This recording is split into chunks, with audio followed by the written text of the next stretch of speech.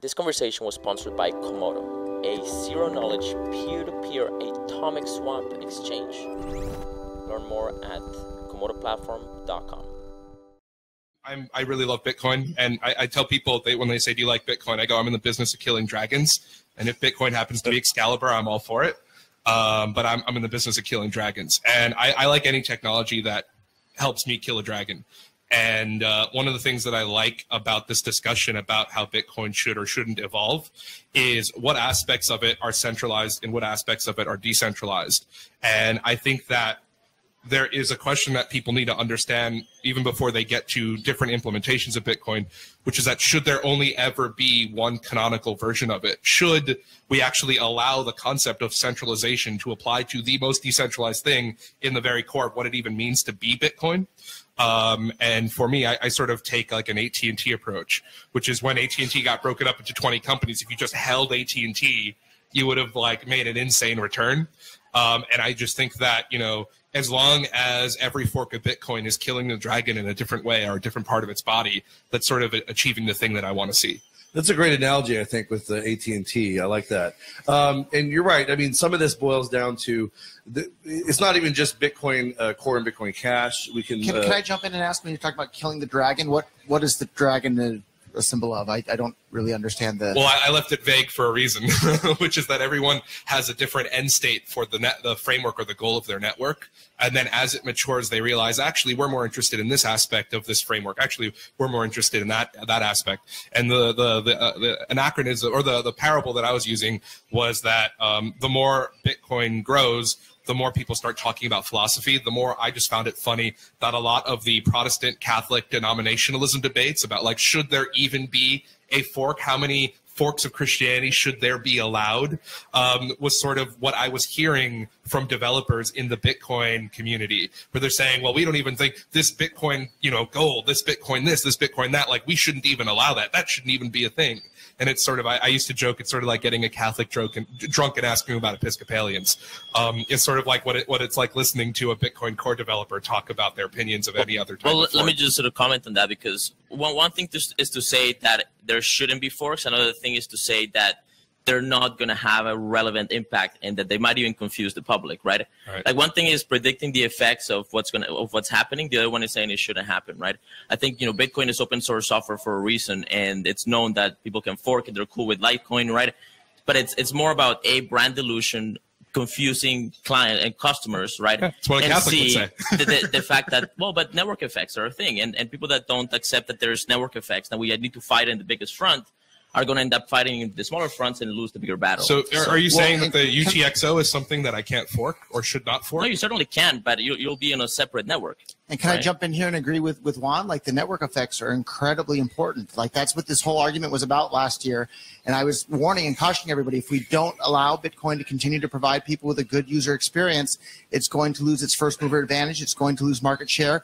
And last year when we were here in Acapulco, Bitcoin Core, BTC at the time, had a market share of around 85, 88% of the global crypto coin market share.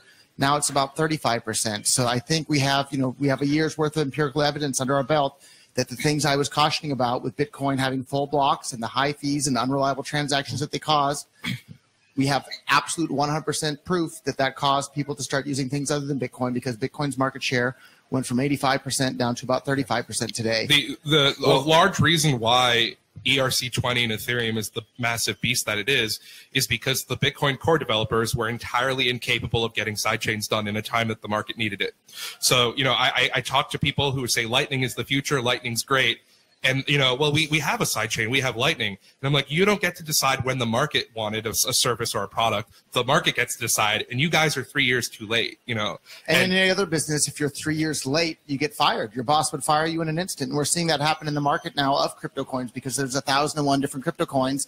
The market's deciding Bitcoin Core isn't as useful as we thought it was, or as it used to be. So now they're busy using Ethereum and Dash and Monero and, of course, Bitcoin Cash. And now we're several years behind where we would have been in terms of adoption. So these are there's go ahead, and I need to say something. Yeah, I mean, markets take time, and information takes time to move. I think this year we're going to be seeing a lot of moves, right?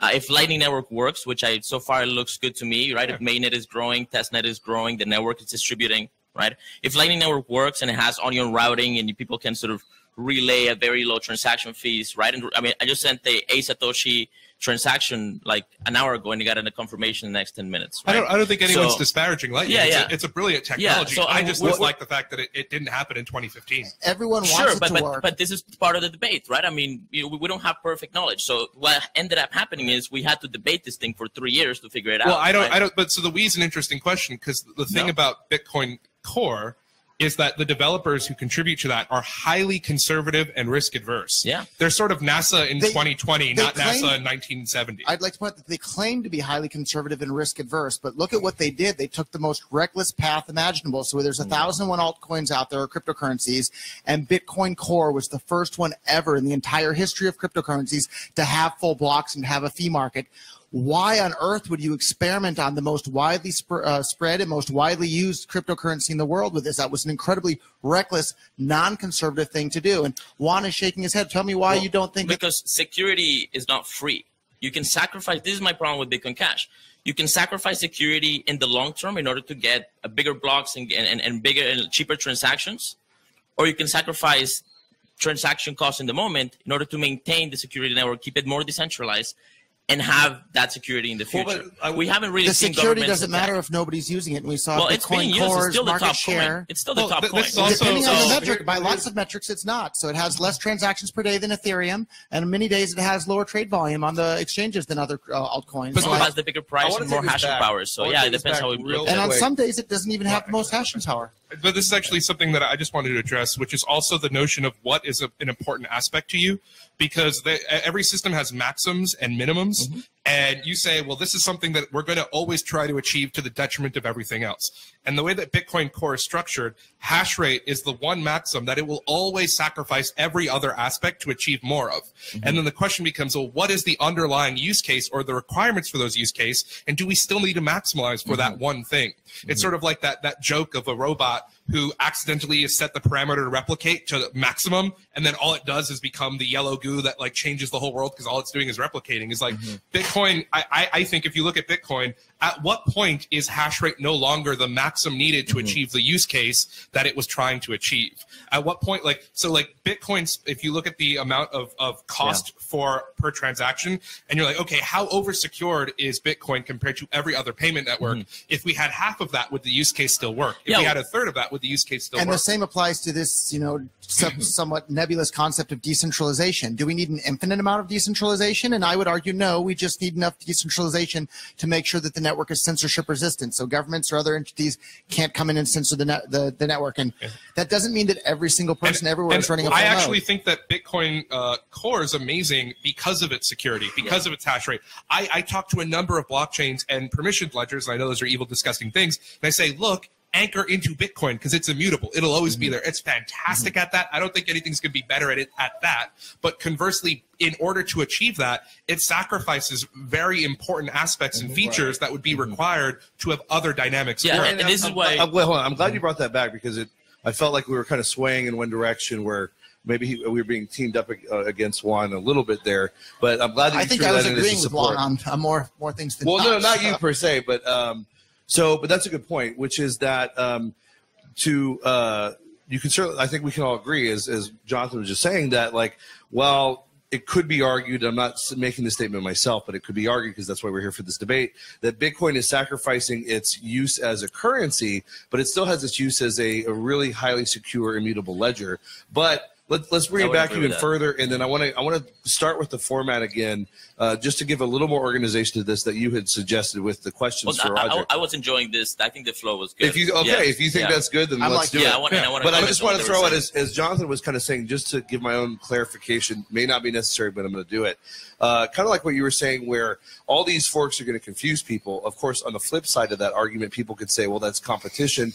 Isn't that a good thing? And that kind of brings it back to what Jonathan was saying and what Roger was saying is, how much decentralization do you need? In other words, on a more general level, it does come down to some certain fundamental philosophical differences that really depend, that really can't be resolved. No, they may be resolved. We just need to kind of talk at that level, perhaps, right? Right. But timing is important too. Like life is short, things move quickly, and we want to beat governments to the punch on this. We want cryptocurrencies to be so widespread that governments don't even know what happened. Yeah, but we also don't want to build a platform that becomes not secure enough so that once everybody's on it, the government can take it over. If you've managed to defund the government, you've won. So let's defund the government. You're not going to. Okay, so defunding the government is a battle on its own. That's going to be like multi-generational. If you think this is going to happen in 10, 20 years. Yeah, I think it is going to happen in 10 or 20 years, and that's why I'm here. That's a different discussion in a sense, right? I'm all for, like, I think the reason I care about Bitcoin is because it's geopolitically stable money.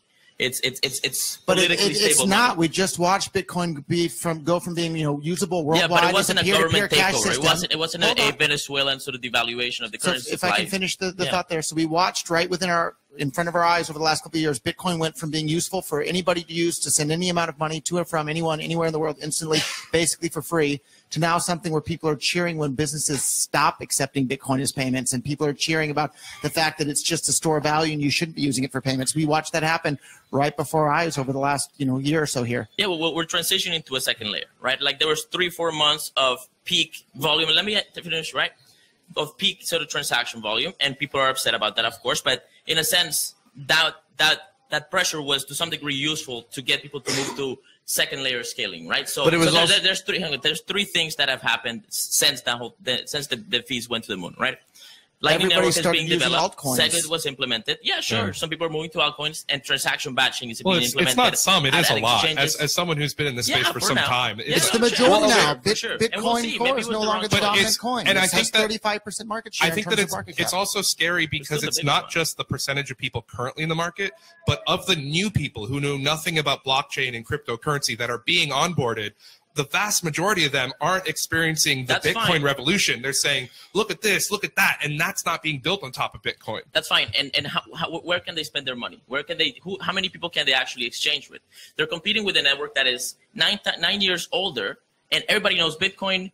Very small portion know their particular market share. That's fine. They can have their niche little economies, and people, and I love that. That's great, but. There's no way to avoid one network being bigger than like most of them. What do you think about which one is it going to be? What do you think about the fact that Bitcoin Core's market share went from 85% last year to Anarchapulco to 35%? Yeah, I mean things fluctuate. What do you think the percentage is going to be next year? That's just volatility from 85% to 35%. Well, people are definitely in 1 year, right? This is a great competition, and the reason they're competing is because Bitcoin Core has committed suicide by making the transactions super expensive, super unreliable. Why would anybody use something why would you use something that's slow, expensive, and unreliable? Listen, I'll take the security. Here? No, hang on. I'll take the security of Bitcoin right now. Then the volatility of, say, the block production of Bitcoin Cash during the first 3-4 days, where there's 40 blocks an hour being produced, and we don't know who that money went to, right? It went to the people that mine those blocks. Yeah, what do you mean? And you know why miners log Bitcoin Cash that much? Okay, well, let's get back. Let me try to ask a question to you, Juan. About security, right? So. You know why miners log Bitcoin Cash so much? Because, and this is from like a Venezuelan miner, right?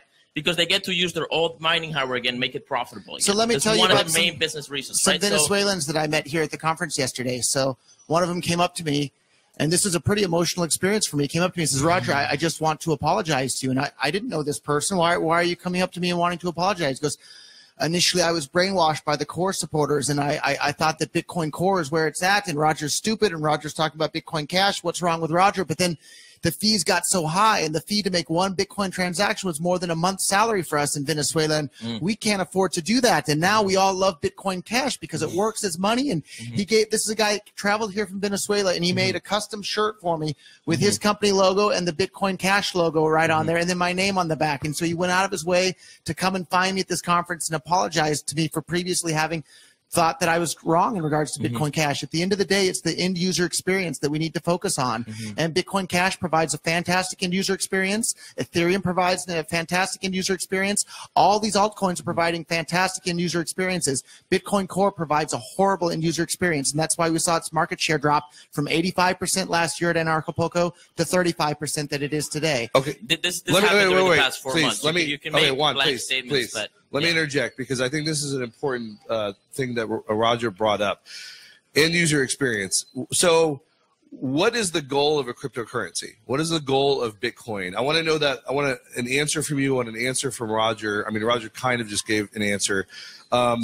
there's obviously a goal in mind. When you think that Bitcoin Core, or he thinks Bitcoin Cash is better, it's better by certain metrics that you have in mind that say, because it checks off all these boxes, it is better. It is going in the direction of an ideal cryptocurrency that we want. And I would argue that some of these metrics would be, which have already been mentioned or alluded to in another way, obviously security and immutability, low transaction fees, quick transaction times, and the like, right? So would you agree with any of these characteristics of what you're looking for, or what Bitcoin Core should be, or a well-functioning cryptocurrency should be? What should a well-functioning cryptocurrency be, and how does Bitcoin mark that off, and then how does Bitcoin Cash maybe mark that off? Here's what I see. The reason Bitcoin is great and it's very secure and has, you know, the ethos that it has, even though it's certainly being questioned and debated today, is because it has massive redundancies. Everybody gets all the transactions, and it just, you know, everybody gets it, right? It's so far, like, you know, the blockchain has grown, but the intention of Core right now is to keep the actual sort of capacity of the network for the redundancy layer, right? Where people can sort of like keep it in consumer grade hardware. We want people to be able to run a full node, because that's the accounting system. If you can't verify the total supply of the coins, and you can't verify that the accounting has integrity, then you're basically using a bank and trusting that they're not manipulating the money supply. That's one of the things. The other, okay. And obviously the hashing power. I still believe in the vision of sidechains, which was this notion that if you go back, so let's talk Bitcoin, 2014, Adam Maxwell, they did this episode, and they said, here's our vision for Bitcoin and the future of Bitcoin. And they said the problem is that you can't experiment on Bitcoin, that we want it to be secure, we want it to be robust, but we need a framework for experimentation. And all these people are going outside of Bitcoin to experiment, and what we need to do is create some interoperability framework so you to be able to have these new weird dynamics that the market wants that we don't want Bitcoin to currently have, because we haven't tested and made it secure enough. And I love Bitcoin for its security. It's fantastic. I think it's the best at it. And I think that everyone should be reliant upon Bitcoin security. Like every altcoin should basically say, well, we're secure because we're just hashing into Bitcoin. When I see Bitcoin's market share drop from 85% to 35% in 1 year, I don't feel very secure about that. But that's a feature of not allowing experimentation and innovation on the network. And that's probably some of the problems that we agree on, right? So Bitcoin should have been allowed to grow for more and more people to use it and build platforms like Ethereum and all these these altcoins would have been built on top of it. Here's one of the reasons we have this conflict. Make a statement. I'm going to ask you a question after that. Yeah, one of the reasons we have this problem that we're exploring right now, which is interoperability versus security, and how do you implement that, was probably because there are certain hard forks that you needed to do, right? And what happens, and this is an argument that I think is compelling, but you know we would need data to verify on, is when you do a hard fork, you're basically like ending a contract, or at least sort of breaking a contract with the initial people that enter this agreement, and you're changing the contract, right? And so what happened in the fork with the Bitcoin Cash is Bitcoin Core said, we're going to create a second layer called SegWit, right? And from there, we're going to create Lightning, and that's how we're going to solve transaction malleability and scale. And it's opt-in. It's completely opt-in. You can still use normal Bitcoin. Right. And if people are really moving to these second layers, then transaction fees may be low or reasonable, right?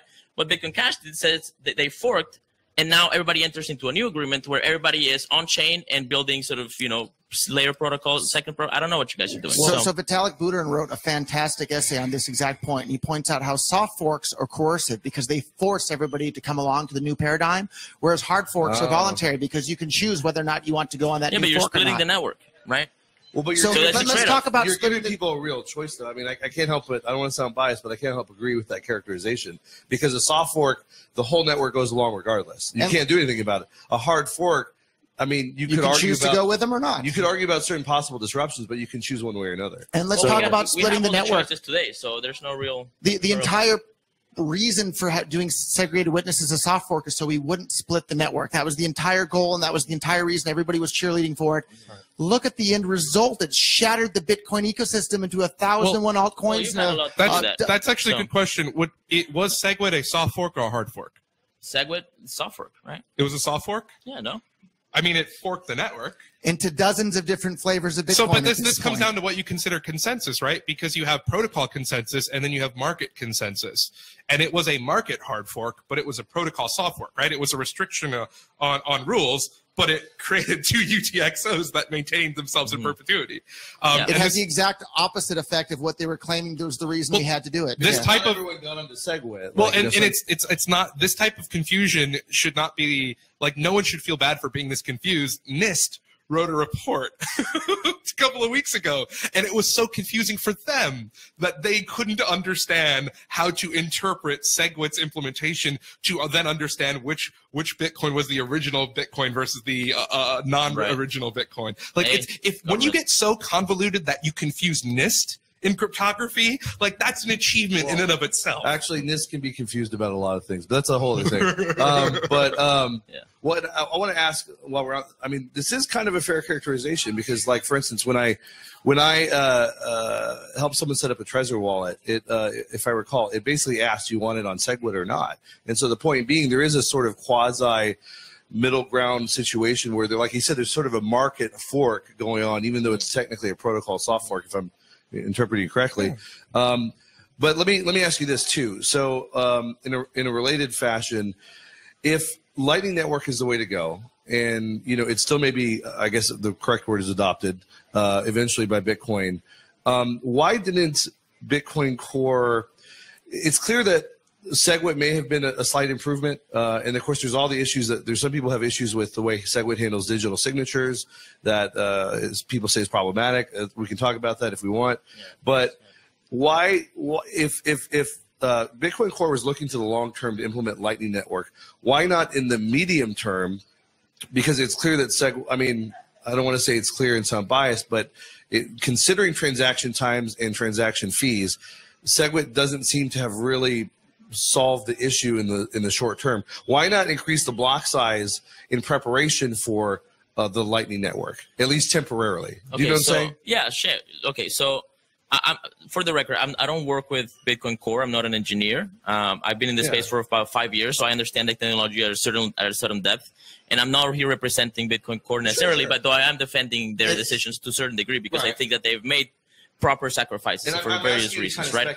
Yeah, so sacrificed a bunch of market share and a bunch of adoption and set us back years. Yeah. So. But I mean, to be fair, Bitcoin Core doesn't. Oh, sorry, go ahead. Let him answer, though. Let him answer. So your question is why did they not just increase the block size in the moment? Yeah. Because if you increase the block size in the moment, then companies keep doing what they're doing and they don't implement the new layer scaling solutions. Well, except because Bitcoin Core could say, though, they could telegraph saying, okay, we're increasing the block size to 2 megabytes or 3. Not a big jump, just enough to kind of handle recent congestion. But we're going to turn over to Lightning Network in a year or 6 months. And why not give a roadmap like that so that there is no expectation by companies or whatever to just stick with doing what they're doing. You know what I'm saying? It was to get people to move to a scaling strategy that is exponential, not linear. Right. So scaling on-chain is exponential scaling, right? Thanks to Moore's law, computer costs drop in half about every 18 years, right? Bandwidth doesn't grow with Moore's law. It grows slightly slower than Moore's law. It still grows. In my place in Tokyo, I have a 2 gigabit connection up and down, and it costs about $38 US a month. I will fairly state that Moore's law has an upper limit, probably. So I'm not saying that they've been saying that for decades, and we haven't hit that upper limit yet, and I don't think we're going to hit that upper limit. But to be fair, Bitcoin is a Chinese framework, and the Chinese firewall was a bandwidth constriction on what can and can't happen in the network. So there's all sorts of new technologies that help penetrate the Great Firewall of China without any problem at all. But one thing that, if I can add a little bit more to that, like one of the things that I'm most excited about Bitcoin and cryptocurrencies is their ability to tear down the Great Firewall of China and their ability to tear down these barriers that governments are putting between human beings on the planet. Let's use cryptocurrencies to influence the Chinese government,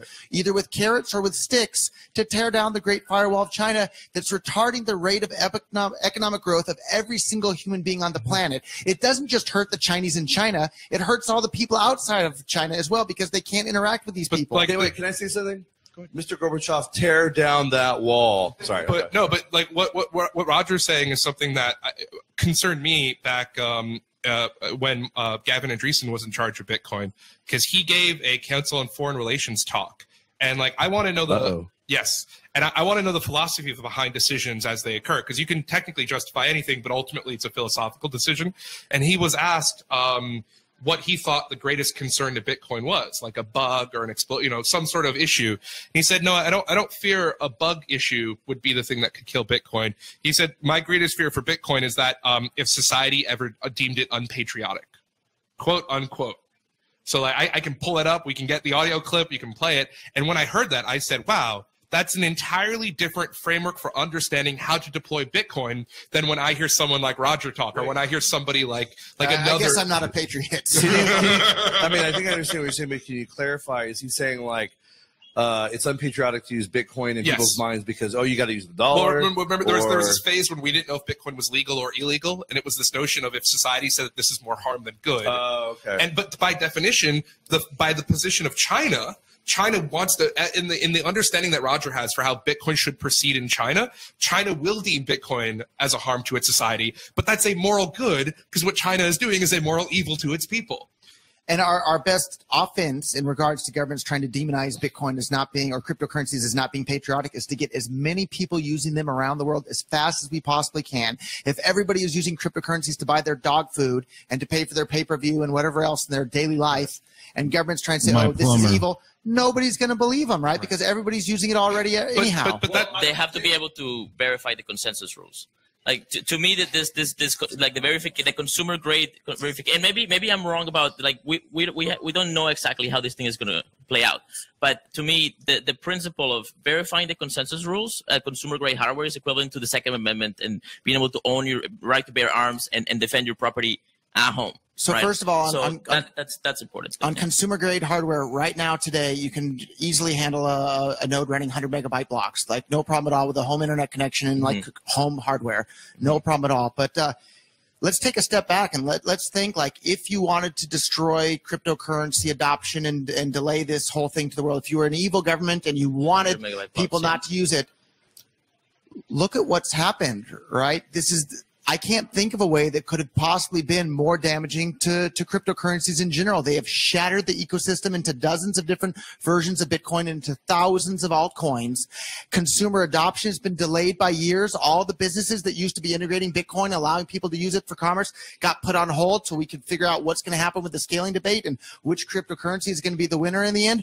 The entire ecosystem has been delayed by years and shattered into 1,000 different warring factions. If you were a government that wanted to delay the adoption of cryptocurrency, you couldn't possibly have implemented a better strategy than what has happened, intentionally or not. I'm not claiming that they did this on purpose, but look at the end results.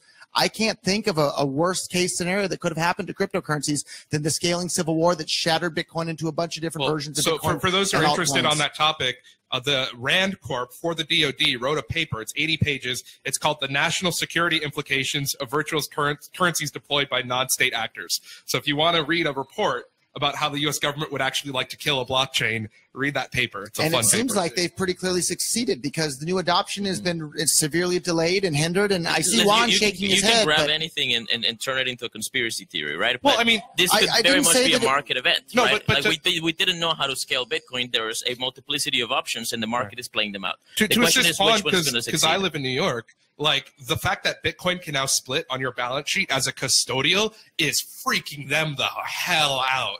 They don't know how to understand that. They didn't sign up for that. Do you want to explain that for people who don't? Well, yeah, because so if you're custodial on behalf of somebody else, you have rules and permissions and regulations and insurance that you have on a very specific fact pattern for a very specific asset. And when Bitcoin became two types of Bitcoin, it blew up all of those models, all of those frameworks, all of those structures.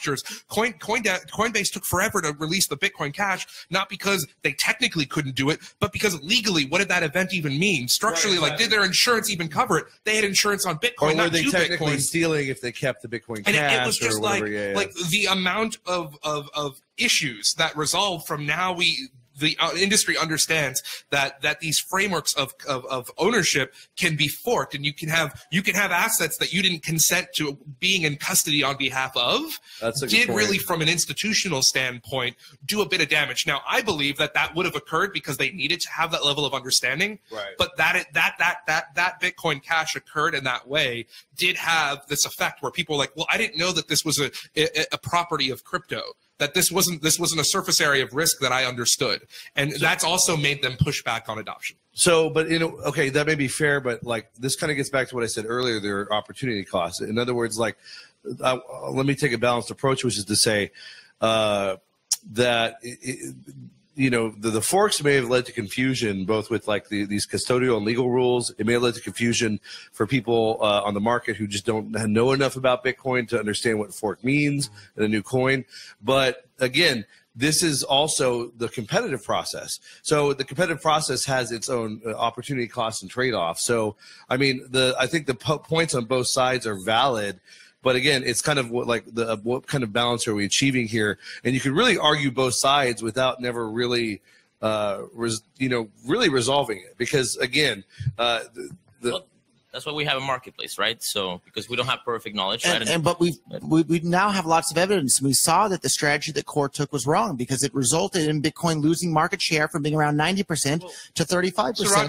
But maybe let me throw this out. What if Bitcoin maintaining 90% market share? And I'm just playing devil's advocate. What if that meant that Bitcoin became sort of a market monopolist, and that led to a delay in innovations of Bitcoin or cryptocurrency in general because of its maintaining its position without more competition coming to the fore? But you know what I'm saying? You can't avoid that to some degree. That's the Pareto principle. You identify a group, 4% of that group will be responsible for about 40% of the output of that group. That's a statistical sort of law distribution. But I mean, to some degree, you can't. But I also think that like I like the notion of the construct of market share in the 5 different ways you can describe it. But like Bitcoin says, at least Bitcoin Core says, we will not compromise on signal integrity and security. Those are our attributes. And maybe only 20% of the market thinks that that's an important aspect. Like you look at PGP versus Signal versus just Facebook messaging, and it's like how much is that signal integrity an important characteristic that the market wants? And maybe Bitcoin Core achieving its perfect manifestation is something that only at the end of the day 20% of the market wants, and maybe that is exactly what it should be in this marketplace. Yeah, now let's talk about Lightning here, because the reason why I think Lightning is interesting is that it builds on top of Bitcoin's very secure, very robust, and yes, expensive compared to other alternatives layer. And then it says, okay, great. So you create a smart contract account with somebody else, and then you can route the transactions and the information directly to them and through them to other people, right? And it's audience routed, so it uses Tor's anonymity sort of system, right? And the way, as far as I understand it, they pick the nodes. The sending node picks 20 sort of random nodes, right? And you are going to be somewhere in those 20, and it sends it through, and nobody knows who the person was that got it. Yeah, for now, like we're like again, the future is what we're talking about here, right? Like you're saying that it's done. I'm saying it's not done yet. So one of the guys that we had, kind of similar discussions with last year, there was a guy named Tone Vase that I had a debate on this year last year, and I quote, Mr. Tone Vase, he said, "SegWit solves all of your scaling problems immediately." Here we are a year later, and the scaling problems are worse than ever. I just sent an 8 Satoshi transaction, and it confirmed the next block, right? Okay. So at least there's some evidence. There's some evidence that things are getting better. That's one data point. You can't use one data point. And what would that have cost? It's happened for a week. I can show you the What would that have cost last month, Juan? Yeah, well, that was a transition period. So last month it would have cost around $50. Right? This month, fewer people are making Bitcoin transactions, so the fees came down.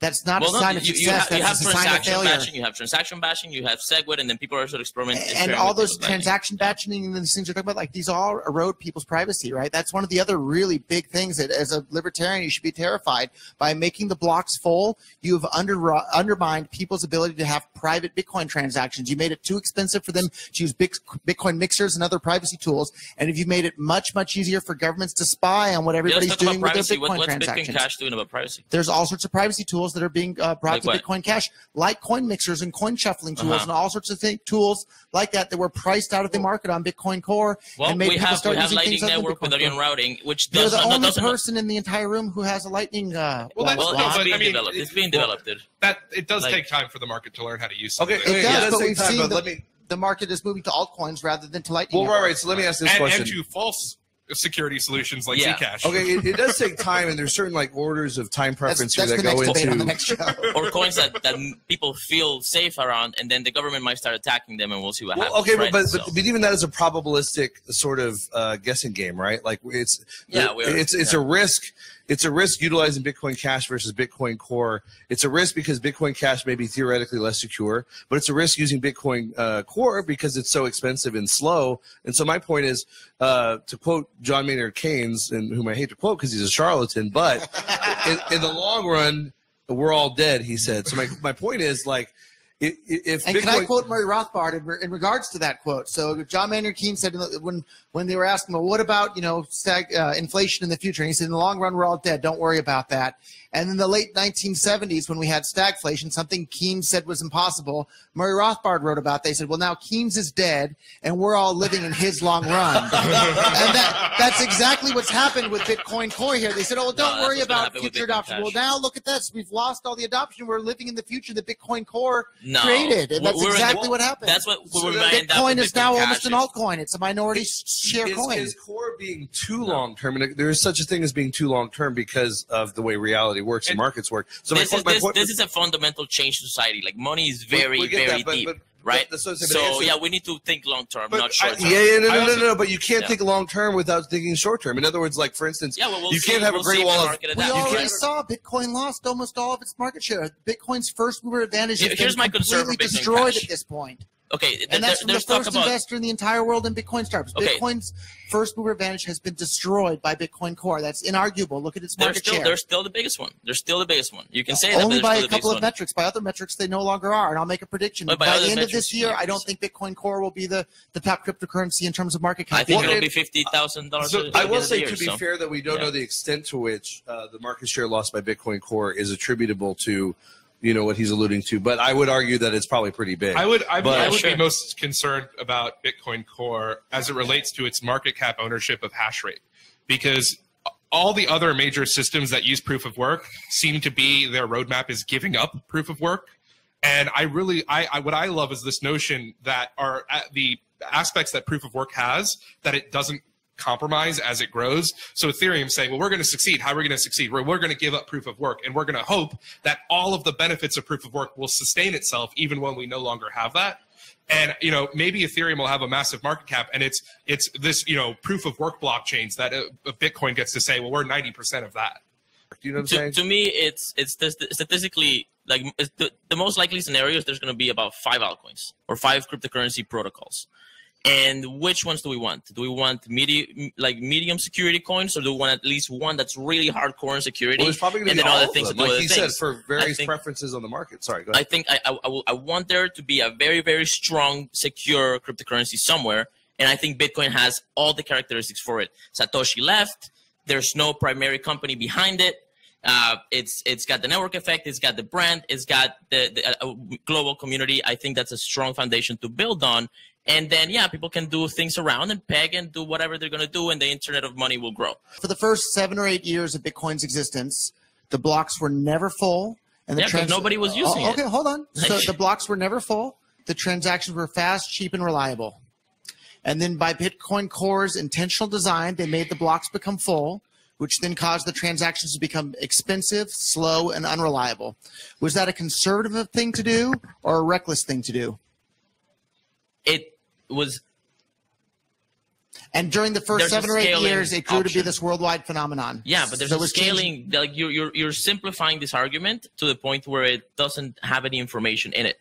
Like, you can say that it's all about the blocks because they want to destroy it. I say the reason they didn't grow the blocks is because they want high redundancy, like smaller chain, and they needed to pressure, in a sense, people to move to the second layer and third layers. So you're telling me that scaling. So we had like the 7 or 8 years of the blocks not being full, which allowed because nobody was using it, man. Because nobody was using it, and that allowed the transactions to be fast, cheap, and reliable, and it allowed Bitcoin to grow into this worldwide phenomenon where tons of people were using it, and then they changed that formula to make the blocks full, causing the transactions to be slow, expensive, and unreliable. They didn't change the formula. They just refused to make a hard fork. In order to keep Bitcoin the same, meaning the blocks were not full and the transactions were fast, cheap, and reliable, they changed that formula to the blocks being full, so the transactions were then slow, expensive, and unreliable. You're telling me that that was a conservative approach to take because of security reasons? Is that what you just said? They did not change the formula. They refused to hard fork the block size. So you're saying that changing the blocks they focused on a different growth path. Full to full is not changing the formula? Is that what you just told me? They refuse to hard fork. I mean, that's what I thought. So allowing the blocks to become completely full, causing the transactions to be slow, expensive, and unreliable. That wasn't You're just repeating the same thing over and over again, right? I think what he's asking is a risk that occurs because you didn't take an action worse than a risk that might occur if you do take an action. And that philosophically, what he perceives in Bitcoin Cash is this understanding that risks that occur or could occur by inaction are just as valid as risks that could occur by action. And that from the understanding as a third party or not a person who's not a developer in the Bitcoin community, Bitcoin Core very much overemphasizes changes that occur because they made a change rather than changes that occur because they didn't make a change. Well put. And do you believe that risks, if you have 100 units of risk and 100 units of risk can happen because you made an action or because you didn't make an action, are those equal? Is that the same level of risk is what he's asking? I don't know the answer to that question. And if you were to ask the core developers of Bitcoin Cash and of Bitcoin Core, is 100 units of risk through inaction or action the same amount of risk? I believe that those two groups would give you two fundamentally different answers. What would be the answers? I think that Bitcoin Core believes that risks accruing through inaction are superior to risks occurring through action because of the amount of unknown external potential catastrophic failure and that's states. A conservative decision making. Which is a form of conservatism that as an entrepreneur Roger fears is the reckless route. Because there's amount of catastrophic failure that can occur through inaction, through the fear of competitors. And we've seen the catastrophic failure happen. Bitcoin's market share in just the last year dropped from 85% to 35% in just one single year. And now there's 1,001 altcoins vying for market share. And that's a catastrophic failure. And you can argue that's an incidental historical datum that it just happened that way. But I would say in general, the principle is true that it's often riskier to take no action than to take action because you have to adapt to the environment, and sometimes you make the wrong choices. Is it riskier, or is it easier to blame a specific person when they're the one making the action, rather than easier to your reputation to not take an action? That's a good point. Because there are negative internalities that occur when you're trying to fix a system. Bitcoin's all about taking systems and dynamics and financializing the activities around them. And the problem with action is that you get to point to the person who did it, rather than inaction where it's just a state of nature. Yeah, that's a good point. Yeah, and thank you for explaining that, because that's a way of looking at it that I hadn't heard before, but it makes a lot of sense. I think this reveals sort of the psycho classes in a sense in general that make up these communities, right? So the Bitcoin Core strategy, at least the people that are on the technical side, there's a conservatism. There is not that same drive of a quick adaptation, quick innovation that entrepreneurs have and that you have, right? I mean, one of my frustrations with this debate is that I don't think that we can blame Core as the community of people that are involved in Core for the fork or for the scaling debate or for the chaos that has happened in how to grow, right? I think that was within the libertarian movement, within the people in already, and it manifested in the economic change sort of forking, right? And this is one of the reasons that I love Bitcoin and cryptocurrencies is that at some level, as long as this thing is secure and has integrity in the accounting system and it's functional enough that there's demand it will work, then we don't need to agree on everything. We'll just have that option. If we can't agree on anything else, we can go through here, right? Because we're like, if we could all reach agreement on the perfect way to communicate with each other and engage, right? Then we wouldn't need any of this stuff, right? Like if we can all, if 95% of the population would rise consciously so that they would resist the temptations of theft and have a proper definition of theft, we wouldn't need governments, we wouldn't need blockchains, we wouldn't need security guards, we wouldn't need guns, right? So this is, the Bitcoin is a layer of consensus that it needs to be strong against the chaos of disagreement. Well, let me say one thing. I think we, in general, I hope that we can agree on the principles that we're actually aiming for, the end goals, because on the means we'll have 100 tools, right? So what are the end goals? Well, I think it needs to be secure enough to withstand government scale attacks.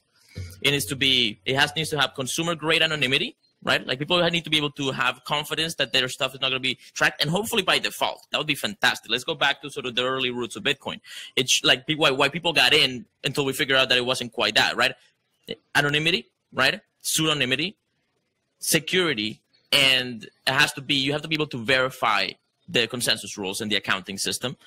And, you know, from there, programmability, right? I would love it if Bitcoin Core implemented what a lot of the altcoins wanted, which is some sort of framework, as you were saying, where people can sort of build that, right? And I see that there's through SegWit and there's a lot of tools that are being built, right?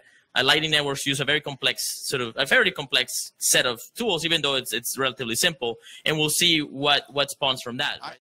As I started Komodo, in Komodo, which was like 4 years ago, the vision may have evolved actually beyond what I had realized it had evolved.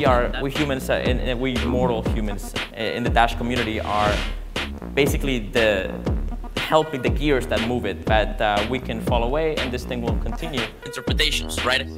Like that's what happens to some degree, right? So the question is, how do we engage? How do we reach consensus? And where do we reach consensus?